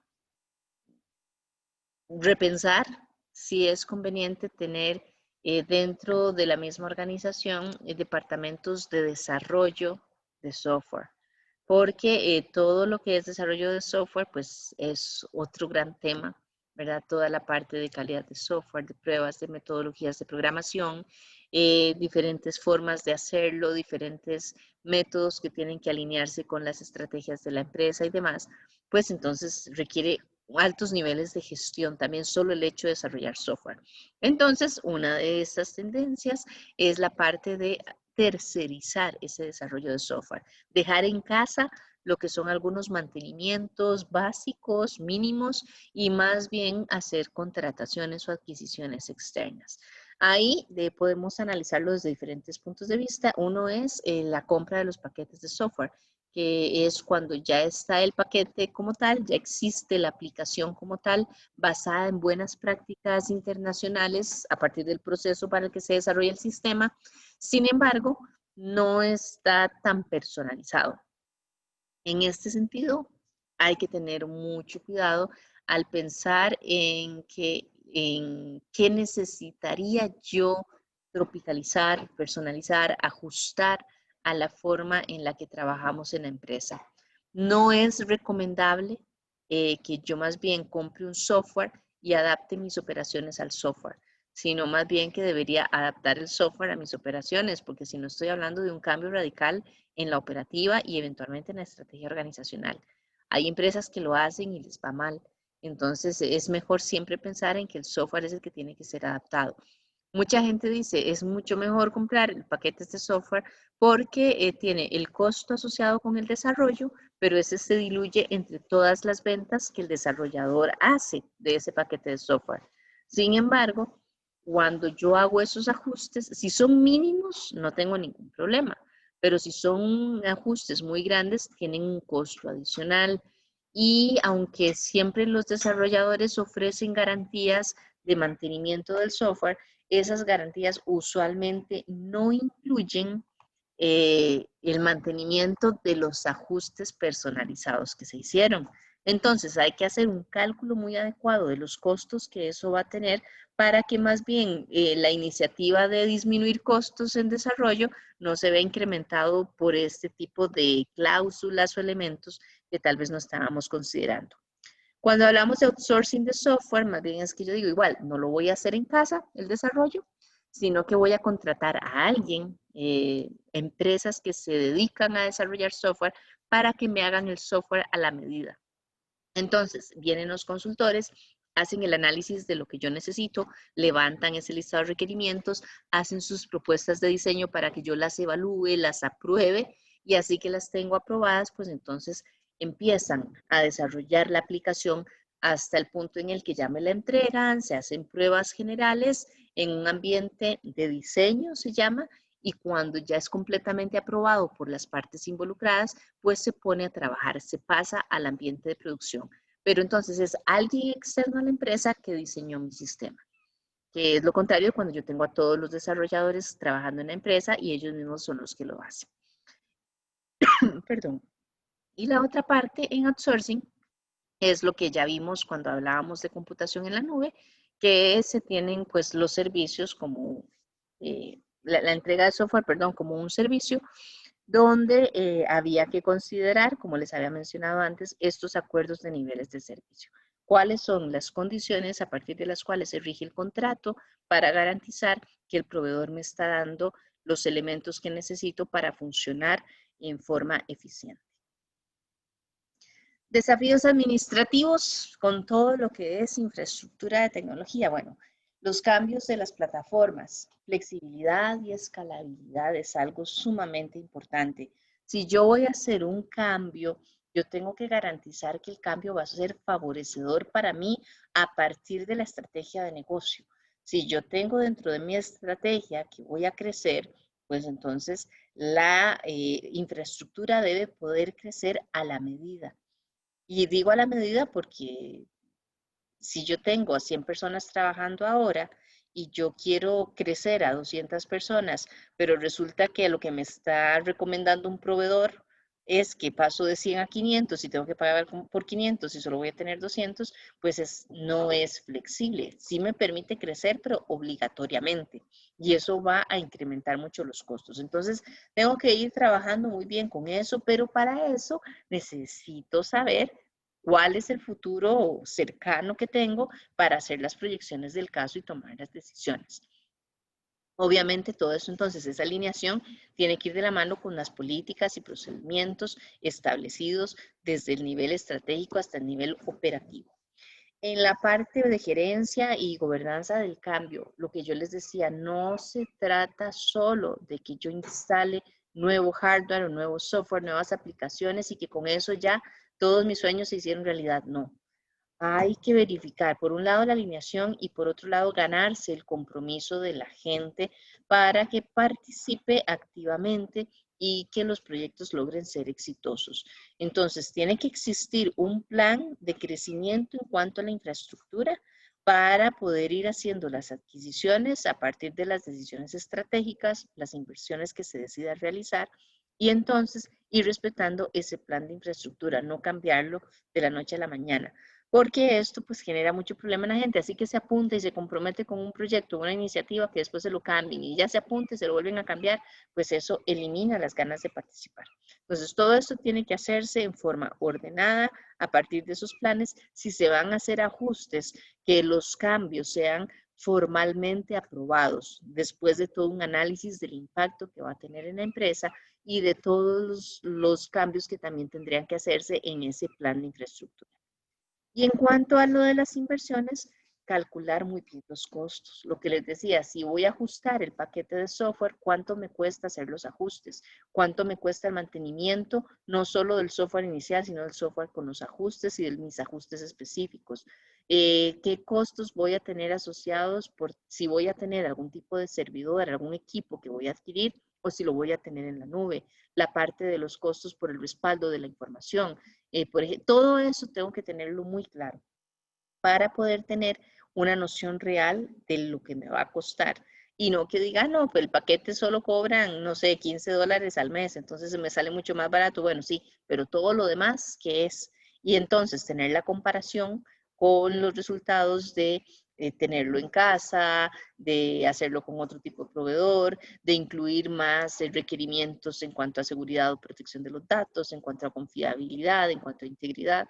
Todo eso, tenerlo ahí contemplado para tener un dato exacto y no vaya a ser que después me digan Fíjese que lo que yo había dicho de los $15 se convirtió en 300 al mes porque no había considerado esto y lo otro. Y pues acá se habla de analizar el modelo de las fuerzas competitivas, hay uno de Porter que se adecua al uso de tecnología, donde pone las dimensiones de todo el modelo de fuerzas competitivas, pero desde el punto de vista de la tecnología, la parte de innovación, la parte de tendencias, la parte de seguridad, riesgos y demás. Dentro de lo que es la arquitectura empresarial, como les decía antes, lo que genera, lo que trata de generar es que exista un alto nivel de alineación entre el uso de la tecnología y la visión estratégica, las estrategias del negocio. Entonces, aquí me dice, ¿verdad? Que quiere la alineación de procesos, datos, aplicaciones e infraestructura con los objetivos estratégicos. Eso es lo que se trata de proveer a partir de toda la visión que tiene la empresa de cómo funciona ahora y hacia dónde vamos. La arquitectura empresarial se basa entonces en 4 pilares, que es inicialmente la información de los datos, después pasamos por los procesos relacionados con esos datos que son importantes para la empresa, así que ya tengo identificados datos y procesos, establezco cuáles van a ser las aplicaciones, sistemas de información, aplicaciones ofimáticas, aplicaciones empresariales o lo que sea, que van a soportar esos procesos para gestionar esa información. Y por último, toda la arquitectura tecnológica, que es toda la parte donde tengo las redes que voy a utilizar, voy a tomar las decisiones sobre las plataformas de hardware, sobre sistemas operativos, etcétera, etcétera, etcétera, etcétera. Esto es básicamente. Bueno, información, ya me les adelanté ahí. Lo que trata de hacer es identificar los datos que son relevantes para mí. La buena práctica me dice que tengo que establecer cuáles datos son críticos y cuáles no, para poder establecer prioridades eventualmente en la distribución de los recursos. Y aquí pues entonces tengo que establecer también quiénes van a ser los dueños de la información. Ya habíamos hablado antes de que la información es un activo de la empresa, no del departamento de TI. Entonces, como tal, la empresa tiene que nombrar a los dueños de cada uno de esos datos para que cada uno de ellos tome las decisiones sobre cómo gestionarlos y además quiénes pueden utilizar esos datos y para qué. Con la arquitectura de negocio, los dueños de los datos se empiezan a convertir en dueños de los procesos de negocio que tocan esos datos, que gestionan los datos, y entonces ahí vamos estableciendo qué estrategias, qué tácticas vamos a ir siguiendo para cada uno de los procesos para que esa gestión sea lo más eficiente posible. A partir de lo crítica que es la información para cada uno de los procesos, nosotros podemos también establecer cuáles son los procesos que son críticos para el negocio, donde tenemos que llegar al punto donde decimos, el negocio no puede vivir sin esto, o sea, en caso de un desastre, lo primero que tenemos que recuperar son estos procesos de negocio. Estos otros más o menos, y hay algunos otros que eventualmente podríamos vivir sin ellos. Si están, mejor, porque si existen es porque tienen un propósito específico, pero que la empresa eventualmente podría funcionar sin ellos. Entonces definimos la parte de los sistemas de información que van a trabajar con esos procesos y pues a partir de los sistemas de información, las aplicaciones y demás, establecemos lo que les dije, hardware, software, comunicaciones, todo.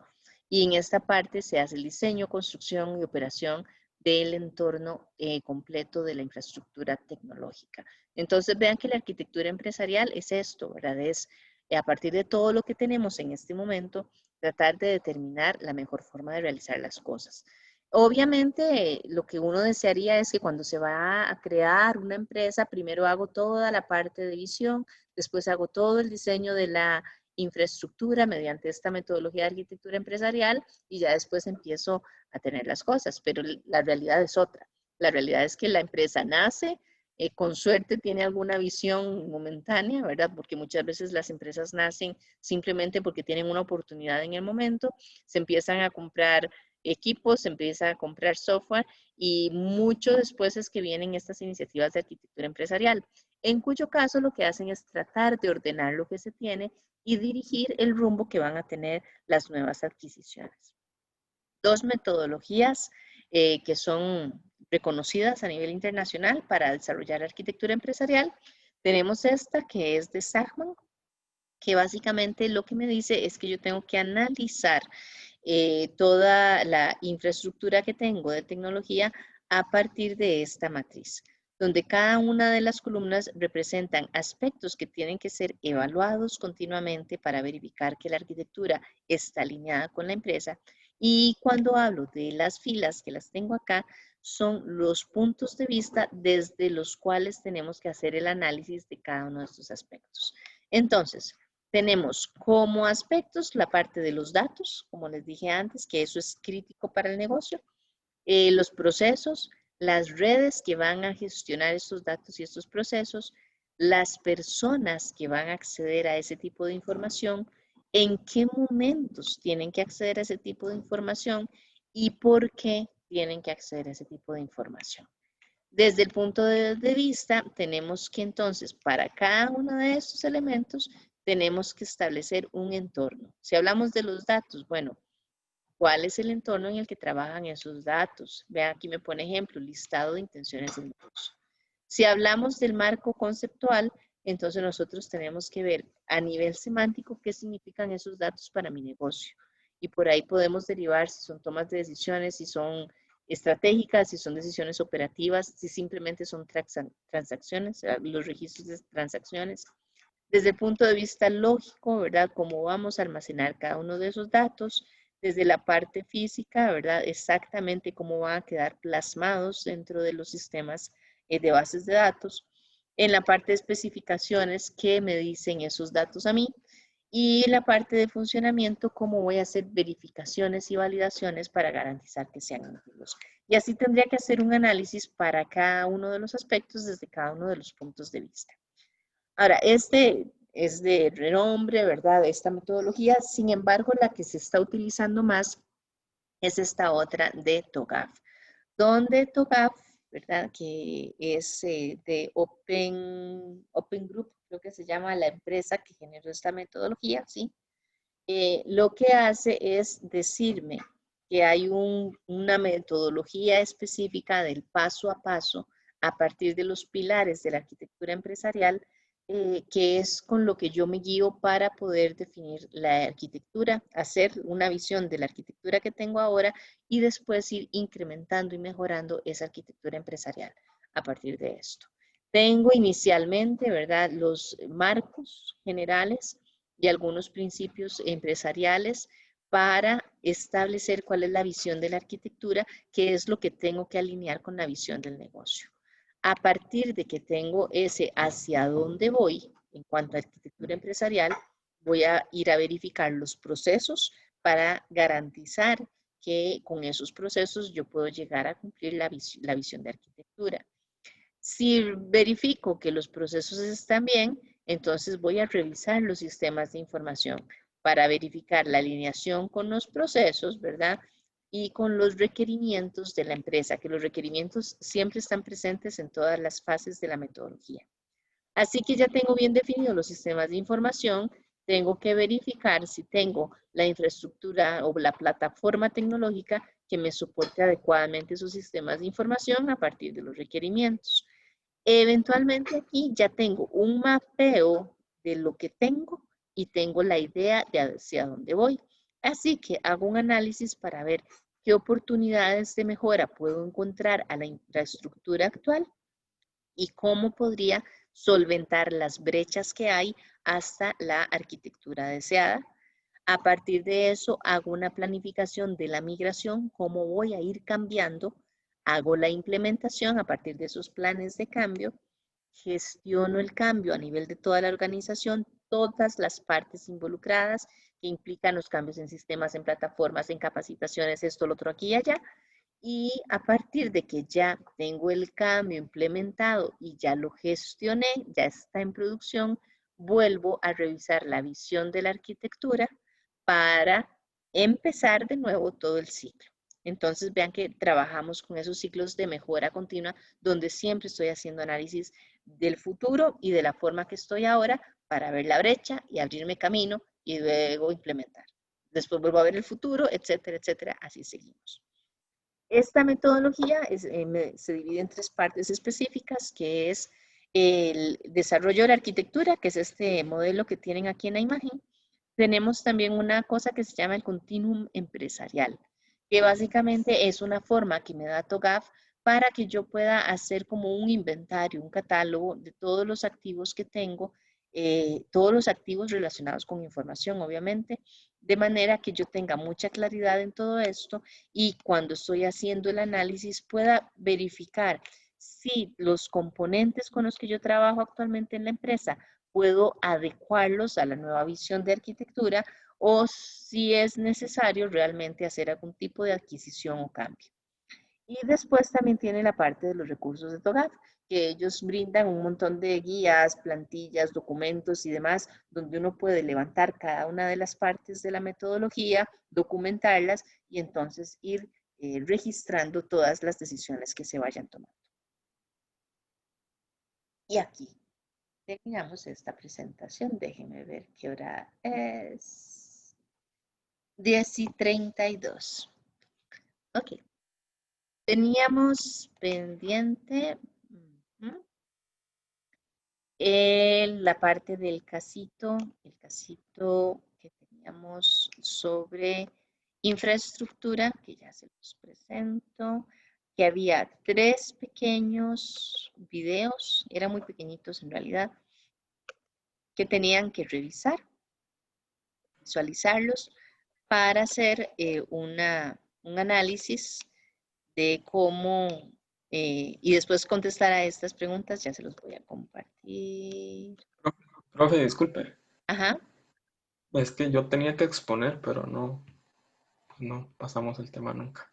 Es que es el de sistemas, ¿verdad? El tuyo. El mío es de sistemas transaccionales, sí. Sí, entonces vamos a dejar esos para la otra semana. Es que sí vamos un poquito atrasados, pero no se Bueno. preocupen, sí. Entonces los que tenían que exponer hoy, exponen la otra semana y ahorita les doy también otros temas de ya la parte de seguridad de la información que tendrían que, igual me lo entregan la otra semana, aunque no sé si nos va a dar tiempo de que lo expongan la próxima semana. Pero ahí tranquilos, yo aquí llevo el control de quienes han expuesto y demás. Gracias, profe. Ok, acá ya están viendo, es lo que teníamos que ver, que eran 3 casos específicos, estaba el de Florex, ¿verdad? El de Copebampo y la parte de Starbucks. Son diferentes iniciativas, todas relacionadas con lo que es la arquitectura, digo, la infraestructura tecnológica. Y entonces vamos a ver, empezamos con un análisis breve, ¿verdad? De hechos relevantes más bien. Empecemos, digamos, el caso de Florex. ¿Quién me puede decir hechos relevantes, obviamente antes del cambio? ¿Cuál era el problema que tenían en el momento en el que decidieron hacer el cambio? Y un análisis y tal vez una explicación de resultados, algo genérico. Lo que me interesa es los hechos relevantes que sí me los digan muy puntuales, así como el problema, sobre todo. A ver si alguien se ofrece. O saco yo voluntarios, como quieran. Vamos a ver, María José González.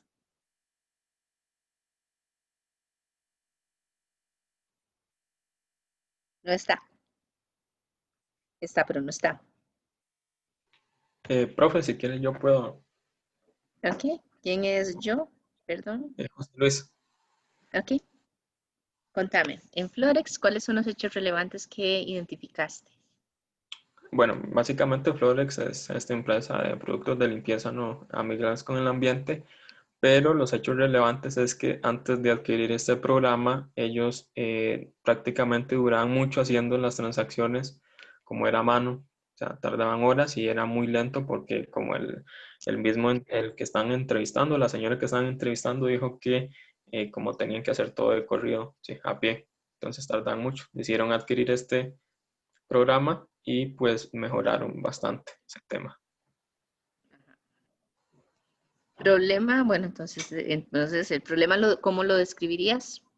¿En máximo 3 renglones?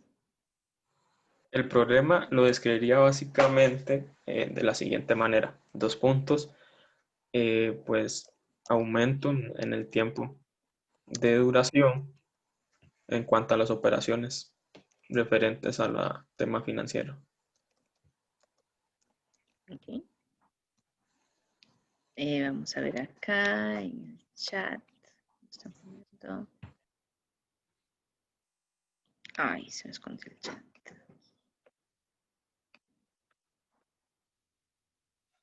Sabes que aquí... Ok, María José, está bien. Ok, aquí sí, básicamente eso es, pero esto me interesa para que vean que infraestructura, como es todo lo que es tecnología, tenemos que ver que hay diferentes cosas a nivel de negocio que pueden significar un problema en la infraestructura y que con el cambio de la infraestructura mejoran. Obviamente esto si se hace alineado, ordenado y si tengo un pleno conocimiento de la situación, de lo que debería hacer y hago la diferencia entre lo que tengo y lo que debería hacer. Entonces, en estos casos, estos tres que están aquí, definitivamente la parte de infraestructura ayuda a mejorar. Y tal como lo decía José, pues entonces, con base en todo esto, lo que hicieron fue instalar el ERP, que inicialmente me parece que empezaron con la parte contable financiera, que es como donde empieza todo mundo, porque es donde hay un montón de sistemas y un montón de información que hay que configurarla muy bien para después poder trabajar las otras áreas del negocio sin que se perjudique el desenvolvimiento de la parte financiera. Y después de esto, creo que fue donde empezaron a trabajar con producción, si no me equivoco. Entonces ya estaban haciendo gestión de inventarios, ya estaban haciendo un poquito la parte de trabajo con clientes, un poco con proveedores, y al puro final fue que empezaron a trabajar con la parte de planillas. ¿Por qué esto es importante? Porque vean que a final de cuentas lograron hacer un cambio en las principales áreas del negocio mediante un sistema, una aplicación empresarial, un ERP. Entonces, por ahí es por donde vemos la importancia de llevar a cabo estas iniciativas, pero vean que está muy bien enfocado. Entonces, la necesidad inicial siempre va a ser resolver el problema y hacerlos paso a paso, a cada uno de ellos, alineado completamente con lo que el negocio está necesitando. Vamos a ver ahora a alguien con Copebampo. ¿Qué fue lo que pasó en Copebampo? Ricardo Guerrero.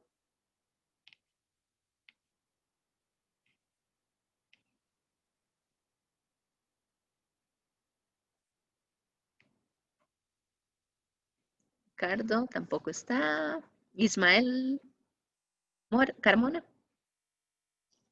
Presente. Aquí en Copebampo, ¿qué viste? Bueno, bueno, si mal no me equivoco, porque ya, ay, pues fue mi cebolla. Perdón, Compebanco, ¿verdad? Ajá. Si mal no me equivoco, era que su servicio está, vamos a ver, su servicio está destinado a trasladar los sistemas de la nube de varias empresas, a trasladar el sistema operativo de varias empresas a la nube, así facilitando el rendimiento principal como una forma más rápida y segura de manejar los archivos y garantizando que la mayor personal pudiera acceder. Sí, pero no era de varias empresas, ¿verdad? Esto es a nivel interno, lo que ellos dicen que están realizando. Ellos lo que ven en este caso es que tienen que brindar servicios, en este caso las cooperativas se ven sometidas a ciertas normativas y regulaciones nacionales que les obligan a tener una buena gestión de servicios de tecnología y de procesos de tecnología, lo que vimos con COVID y con todo ese tipo de cosas. Ellos lo que tienen es un departamento muy pequeñito, ¿verdad? Son como 3 o 4 personas y tienen que brindar todos los servicios y todos los procesos. Entonces, para ellos, una de las consideraciones principales era la dificultad de poder gestionar tantos procesos siendo tan pocos, y por otro lado el alto costo que implicaba la parte de estar actualizando la tecnología, que básicamente ese es el problema que ellos identifican en el video, que hay un costo muy, muy alto por renovación tecnológica. Entonces ellos deciden, hacen un análisis, ¿verdad? A partir de varios proveedores para, a final de cuentas, tomar la decisión de que se van a pasar a la nube. Entonces vamos a tener a los proveedores preocupándose por la actualización tecnológica de todo lo que es esa infraestructura, y con eso ellos disminuyen costos y garantizan que siempre están dando los servicios al nivel que lo necesitan, con las capacidades que tienen. No tienen que pensar en más gente, ni tienen que pensar en estar comprando mucho equipamiento que se vaya ajustando a las necesidades en cuanto a cantidad de personas a las que atienden. Entonces, lo que recomienda, que es una parte muy importante para el análisis, es vayan a ver a sus proveedores, qué es lo que les ofrecen, verifiquen que cumplen con los requerimientos, con las necesidades del negocio, en aspectos tales como la funcionalidad, en aspectos como la seguridad de la información, como la protección de los datos, la confiabilidad que se le pueda dar al manejo y a los datos que ellos estén proveyendo, para, a partir de todos esos requerimientos del negocio, establecer las mejores condiciones y trabajar de mejor forma. Eso es básicamente lo que hablamos ahí. Nuevamente, vean que es un caso igual, ¿verdad? De que se hicieron cambios en la parte de infraestructura, pero no estamos hablando de que fue enfocado en una aplicación empresarial. Otro fue más bien enfocado en los mismos servicios, pero que se brindan desde la nube. Ok, gracias, Ismael. Después tenemos por aquí el caso de Starbucks. Digamos que vamos a poner a Camila Núñez.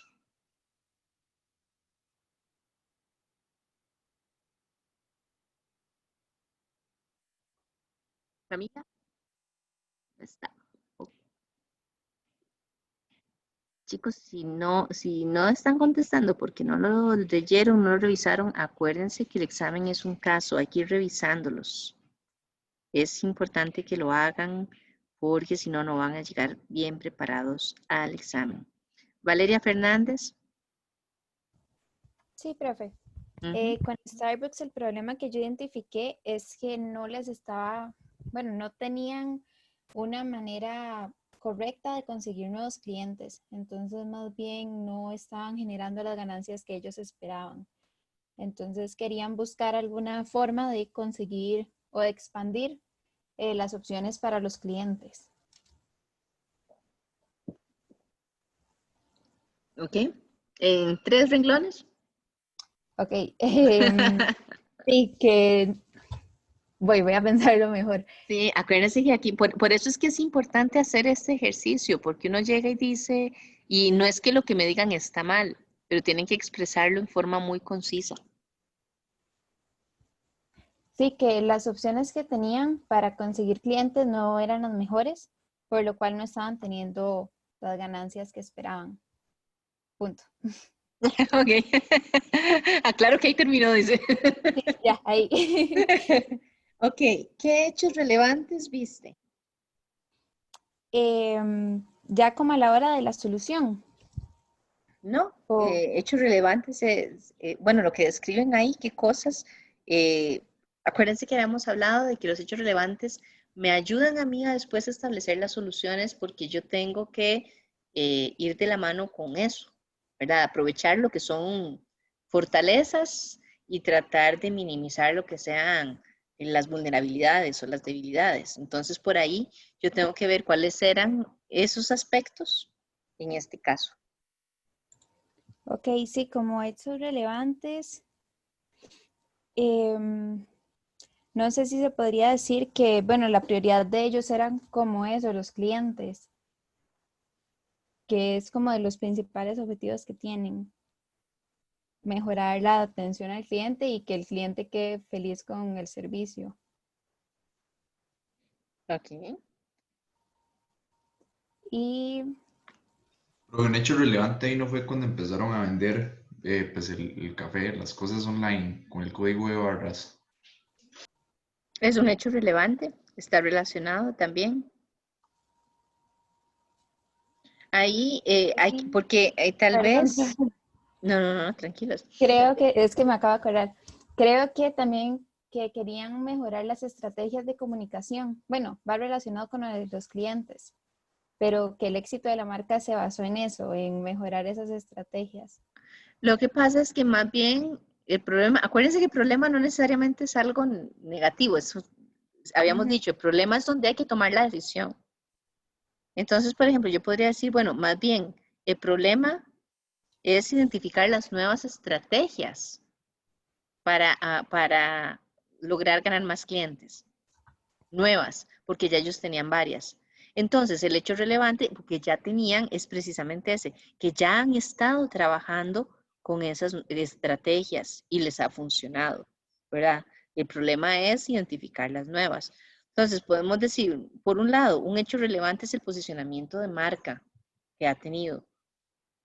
Y lo ha tenido, ¿verdad? Porque tiene un muy buen nivel de atención a los clientes, porque el ambiente en las tiendas es muy bonito, no es nada así estrafalario ni súper elaborado, pero más bien es un ambiente como muy ameno, como muy cómodo, muy familiar para sentarse a tomar café.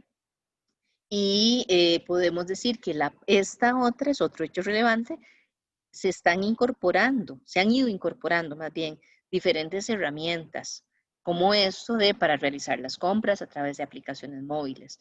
Eso nos induce a que es gente que está pendiente de la parte de innovación tecnológica. Entonces, nuevamente, ya por ahí, cualquier cosa que nosotros vayamos a dar, cualquier solución que nosotros vayamos a brindar, perdón, se basa en esos hechos relevantes de la parte de innovación, de la parte de posicionamiento, atacando el problema de que necesito nuevas formas de hacer eso mismo. Entonces vean que por ahí ya nos dicen que tendríamos que seguir buscando la parte de innovación. Y entonces, pues por ahí podemos analizar, ¿verdad? Que siempre el enfoque ha estado en el cliente, que tenemos que seguir trabajando con componentes tecnológicos novedosos que brinden una mejor experiencia y que pues entonces hay que ver qué es lo que hay en el mercado que pueda hacer que este tipo de situaciones se promuevan más, llegarle a nuevos nichos de mercado, por ejemplo, eventualmente trabajando con algunas estrategias en línea, donde sea todavía más, bueno, como eso que decían, que ya llegan y recogen el pedido directamente, algo similar, pero que sea un poquito más novedoso.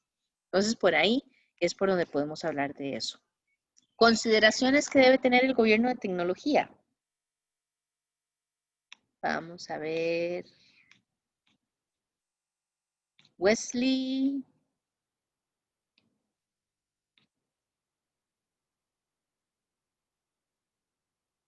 Oh, contesta.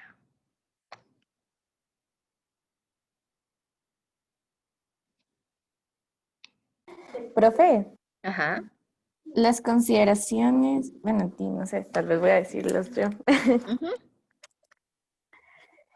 Había puesto que el gobierno debe tener en cuenta los aspectos como cuáles son las necesidades de la empresa para saber por cuál sistema debe optar, porque como decía el de Copeban, pues si no me equivoco, que no se puede optar por cualquier sistema, sino que tiene que adaptarse a la empresa, no van a escoger simplemente como usted decía en clases anteriores, uno simplemente por moda. Exactamente. Digo, además, se debe tener en cuenta el costo que este puede implicar a la empresa, porque al final de cuentas no simplemente es la membresía, sino que también qué otros implementos puede tener, como igual hoy lo mencionó, ejemplo, el mantenimiento. Ajá.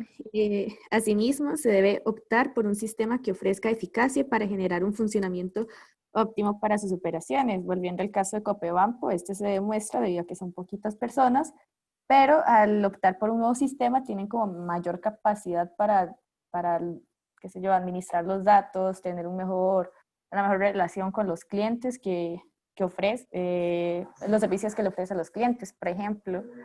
y el orden que este puede tener, ¿verdad? Porque también ayuda a la toma de decisiones en caso de que vean, qué sé yo, que hay personas que se están saliendo de la cooperativa porque vieron un patrón. Entonces, eso sería.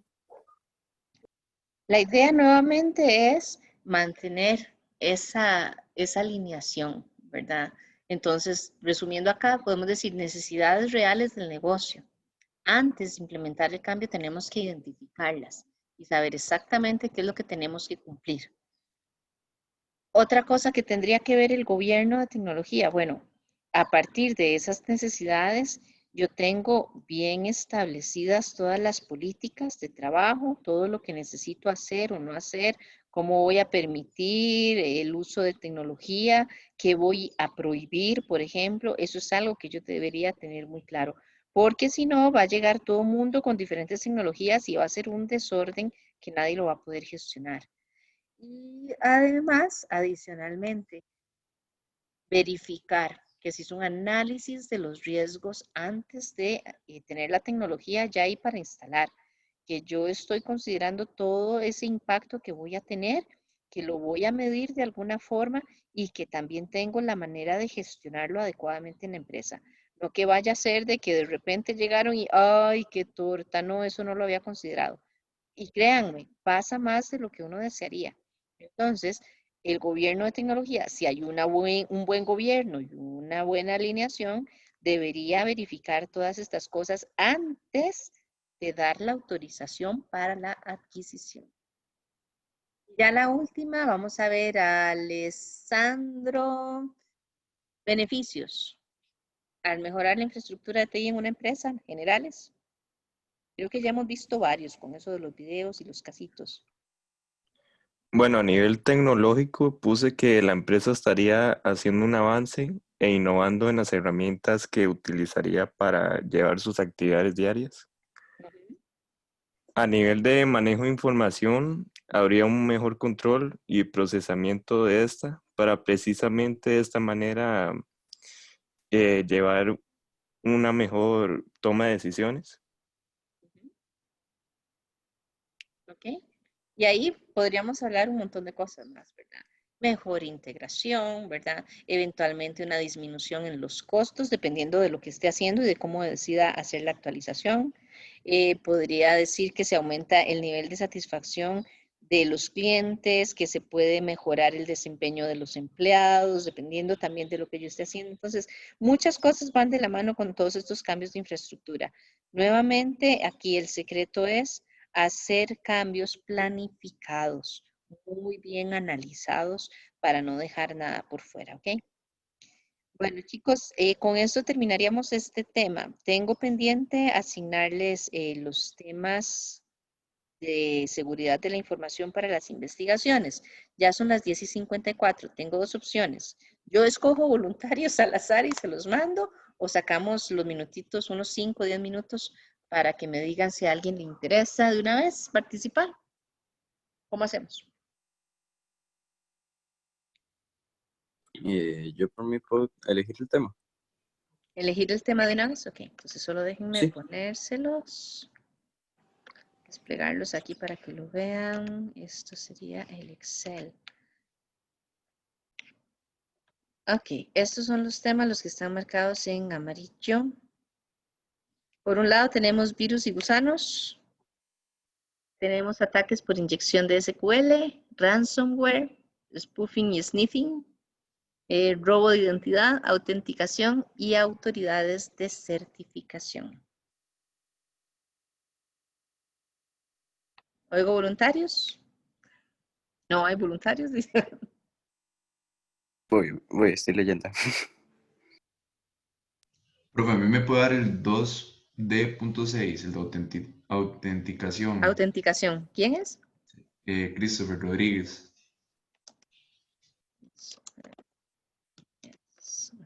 Ajá. Profe. Robo identidad.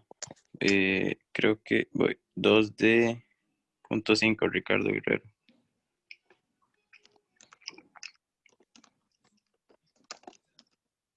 ¿Alguien más dijo, profe? Sí, gracias, profe. Ok. Una muchacha me pareció, 2 de 5. Ay, Nicole Rodríguez. Te lo robaron, Nicole. ¿Quién más?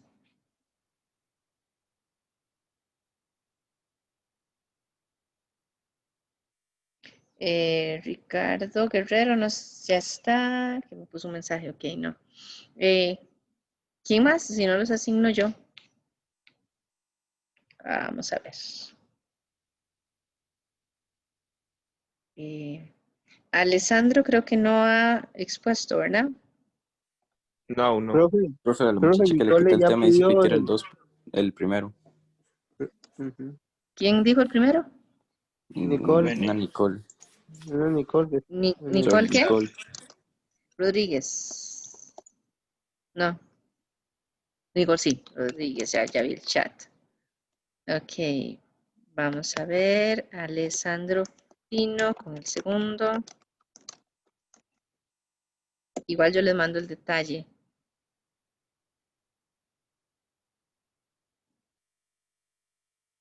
Aquí el 2 de 4, Melanie Mora.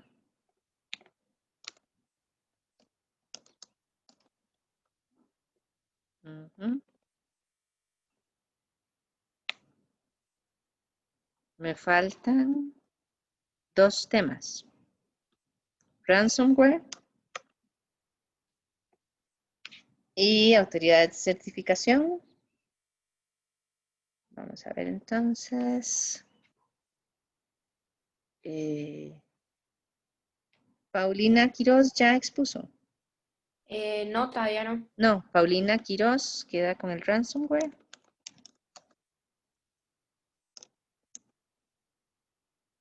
Y Wesley ya expuso. ¿O ya tiene tema? ¿No está Wesley? Déjame ver acá, Wesley Sevilla. Sí, ya tenía tema, Profesora, ya tenía tema. sí. Entonces vamos a ver aquí. Alexandro Mora.